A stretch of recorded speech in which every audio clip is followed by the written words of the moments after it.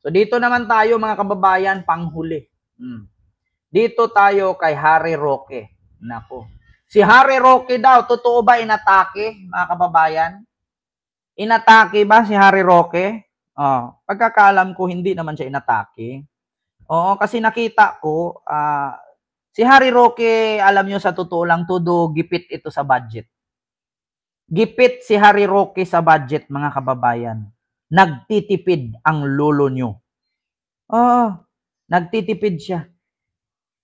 Ito, Harry Roque. Nagtitipid talaga si Roque. Hinahamon niya. Hoy, Mangga. Boboto ka lang namin dahil kay Inday Sara Duterte. Do not make the mistake na nabola mo kami na ibang klase ka, na iba ka sa iyong kapatid. Nag-iisa lang kayo. Ang Mangga hindi po pwedeng magbunga ng santol. Pero dahil nandyan si Inday Sara na humihingi ng tulong para sa iyo, susuporta kami, masama man ang aming mga loob. Tama ba ang aking sinabi? Iwan ko sa'yo, ikaw nagsalita, putang ina mo, kataba ng ulo mo, walang laman. Uy, Mangga, ibubuto ka lang namin dahil kay Sara. Pero kahit anumang mangyari, ang Mangga hindi mamunga ng santol. Pero si Harry Roque mahilig sa saba at santol. Kaya, So ngayon mga kababayan, ito pa. Ang inaasahan sa amin nga. Hinahamon ni Harry Roque si Senator Amy Marcos na magsalita na daw na adik si BBM. Kasi napaka-imposible naman daw na hindi aminin ni Senator Amy Marcos na adik si BBM. Ikapatid niya yun. Para daw paniwalaan siya ng mga DDS, sabihin daw ni Amy na adik si BBM.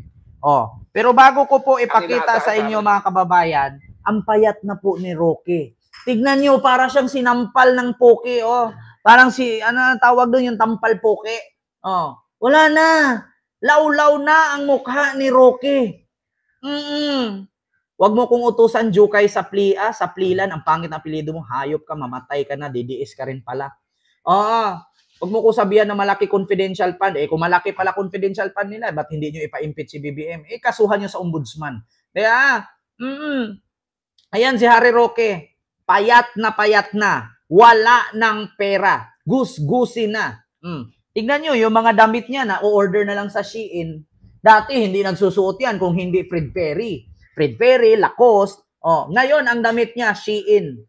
Wala na, payat na, tabingi na baba. Actually, totoo naman po talaga na stroke siya. Pero hindi nangiwi. Yung mata niya bumigay. Wala na, di na nagpapagupit. Wala nang panahon. Kasi bakit?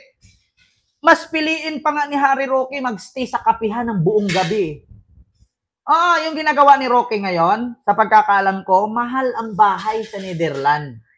Mahal ang hotel sa Netherlands. So, ang ginagawa niya, pupunta ng coffee shop, mag-stay ng 24 hours, pupunta ng gasolinahan, maligo, tapos babalik sa coffee shop. Tingnan ang mata. Ito, hinahamon niya si Amy. Panoorin natin. Nga namin, Manang Amy. Ngayon, inendorso ka na hindi mo alam kung ang kapatid mo ay pangat. Pati nga dun sa isang artikulo sa Rolling Stone magazine, sinasabi nila na yung nag-aaral daw si Marcos Jr. sa Oxford, sa tagabili ng kilo-kilo ng cocaine para sa mga kasama niya. Nasa Rolling Stone magazine po yan.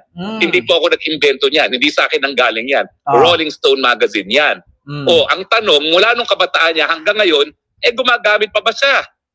Ako talaga, nung sumapi ako sa Unity, binigyan ko siya ng benefit of the doubt na baka hindi na naman. Kasi marami naman talaga tayong ginagawang kapalpakan ng kabataan. Pero habang tumatanda, natututo na. Ayan na. Pansinin ninyo ang mukha ni Harry Roque. Mukha siyang kambing na kumakain ng apoy. Alam niyo yung kambing? Alam niyo yung mga kambing sa India?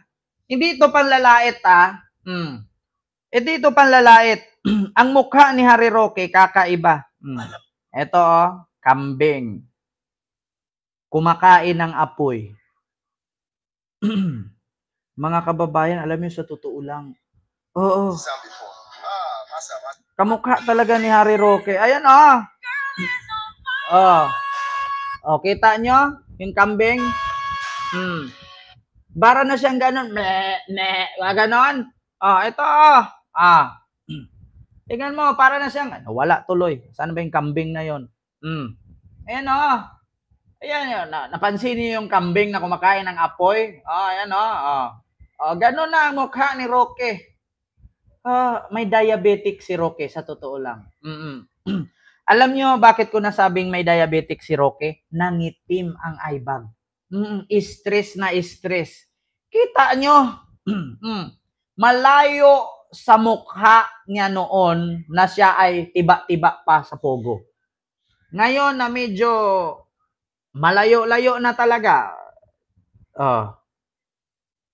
Ayan Parang bagong batak lang to, Roque wala na.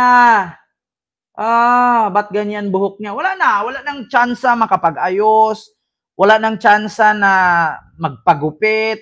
Wala na, pati kilay dati. Ganda-ganda ng niya, naka-eyebrow pa nga. May diabetes to. Bakit? Ikaw ba naman hindi diabetic, magka-diabetic? 24 hours ka sa coffee shop kasi mahal ang hotel sa Netherlands. O mamili ka. Mag-stay ka sa Starbucks hotel na o-order ka ng isang kape sa loob ng 24 hours. O mag-book ka ng hotel daw napakamahal. Ma'am Linda Lopez, hello po. Mega love shoutout. Kapi-kapi na lang. Kapi-kapi na lang ang ginagawa ni Roque. Wala na. Kaya nga minsan, na to alam mo yung pag nasubrahan sa kape na gumaganon, yung nagugulat, wag masyadong magkape. Nakakagulat. Di ba, mga kababayan?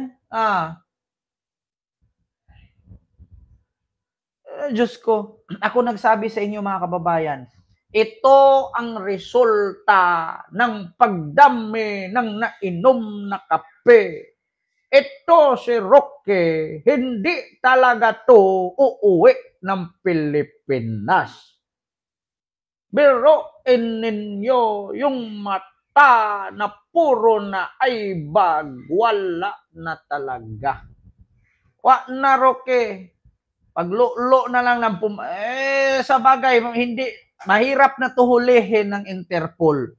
Si Roque, mahirap na to arestuhin ng Interpol, mga kababayan. Bakit? Payat na, hindi na makilala.